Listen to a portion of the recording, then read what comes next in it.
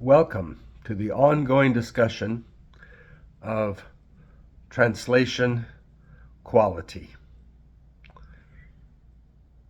What is translation quality? Well, what is translation? What is quality? The discussion has been going on, of course, for ages.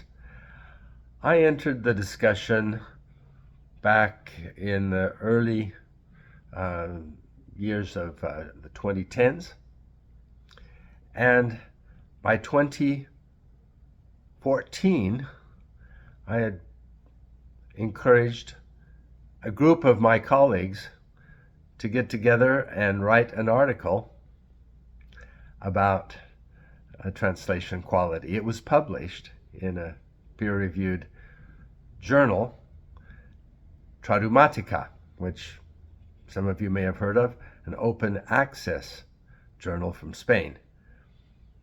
We appreciate the funding that allowed this to be open access. Now, if you go back to the Tradumatica archives, you can still find that, issue number 5, 2014, with the 5 authors. And you'll see that we did not reach consensus. Well, that was a preview.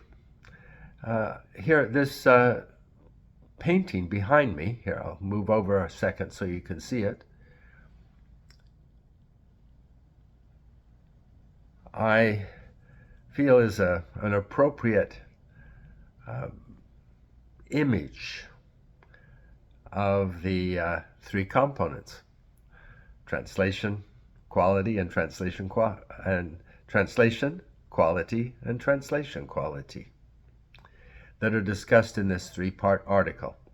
Please take a look, and you'll see that the notions of specifications, which are at the heart of F2575,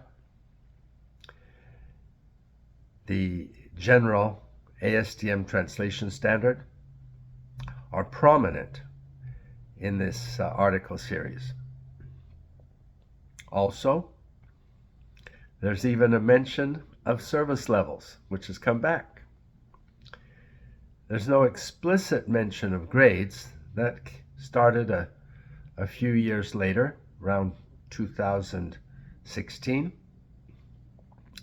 in a discussion concerning quality levels as it's used in the translation sector. They don't mean how close you are to the specified requirements for the translation at hand. They're more of a absolute, whatever the use case, there are different levels of quality, which doesn't really work in an F2575 world, does it? I guess I'm assuming that you're familiar with ASTM F2575, which was 3rd edition was published just a few months ago, around February 2023.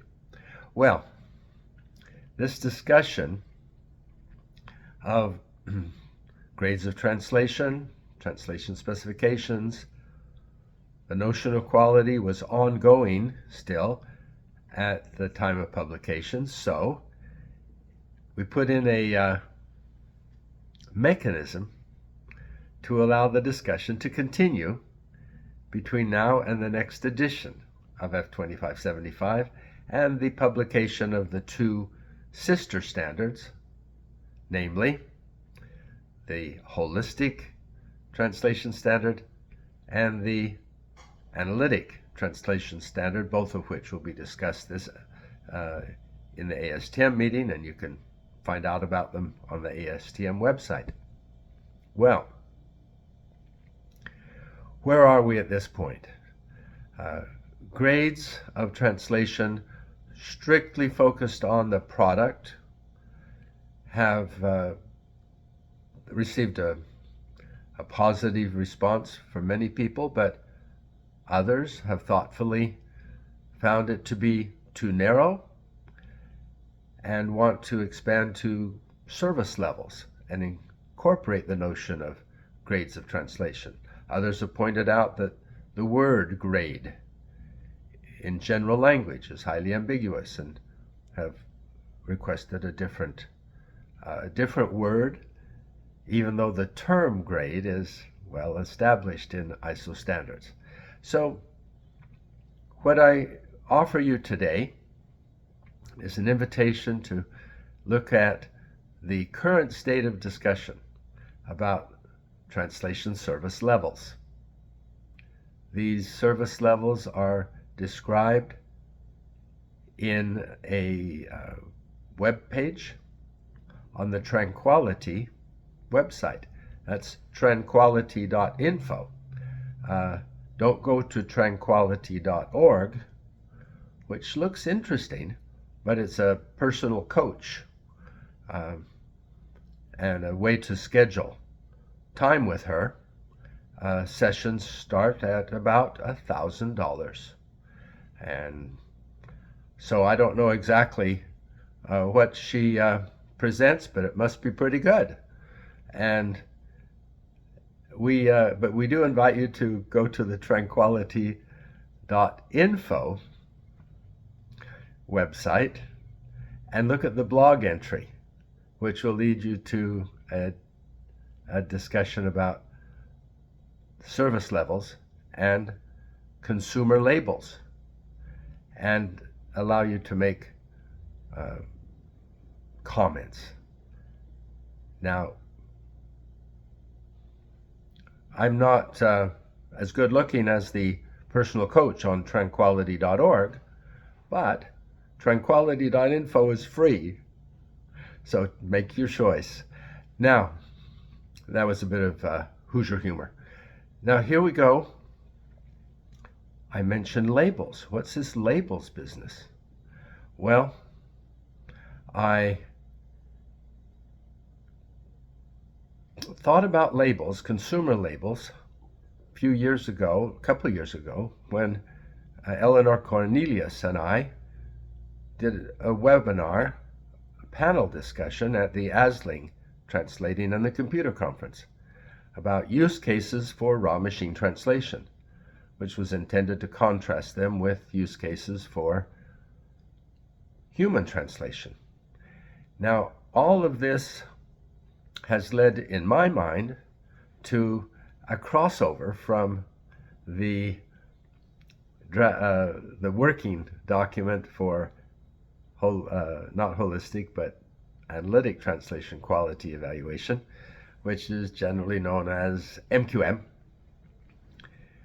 the standard based on the MQM error typology, which is open source, coming from a European project years ago. This notion of validation. Now, there's one section on that on the web page. Take a look. Let me know what you think of that. What you think of the service levels as defined. Eventually, we'll also have the GLOW page, which is the actual URL at the end of the F2575 standard. Now, the consumer labels, to end up on that, is for the consumer, obviously, who really doesn't care about the interaction between the requester and the provider.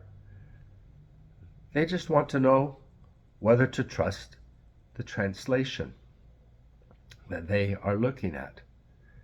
And one factor is whether a professional human translator has checked it over, has validated it against specifications, including comparing source and target, not just looking at whether it reads okay. You don't need a professional translator for that, just someone who reads the target language. What about really slick, smooth, fluent output that just doesn't match the source? Happens all the time.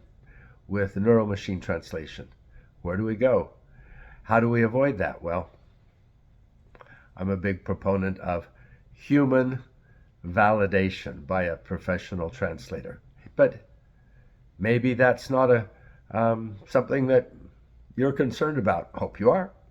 Anyway, I hope you're intrigued. That's what I do hope. And you'll take a look at the blog on tranquility.info and make some comments and continue this discussion. Extrapolating from how fast it's evolved since 2014, I'd say that we should have some results, pretty solid results, within another decade or two. So let's get with it. Thank you. Bye.